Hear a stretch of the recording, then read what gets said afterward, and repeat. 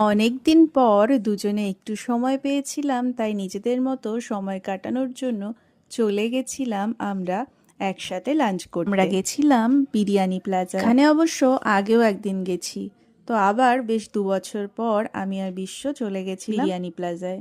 গিয়েই প্রথমে অর্ডার করে দিয়েছিলাম রেশমি কাবাব, তার সাথে ছিল থামস আপ। আর বেশ খাওয়ার টাইমে পৌঁছে গেছিলাম বলে বেশ অনেকটা সময় ওখানে বসে আমরা কাটিয়ে নিয়েছিলাম।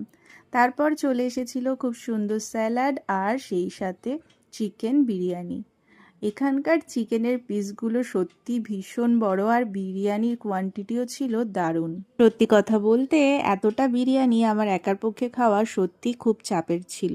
যাই হোক, অনেকটা সময় ধরে কোনো রকমে আমি এটাকে শেষ করেছিলাম। তোমরা যারা এখনো বিরিয়ানি প্লাজার বিরিয়ানি টেস্ট করনি, তাদেরকে আমি বলছি পারলে একবার গিয়ে খেয়ে খাওয়া দাওয়া শেষ করে বিল দিয়ে বাড়ি চলে এলাম।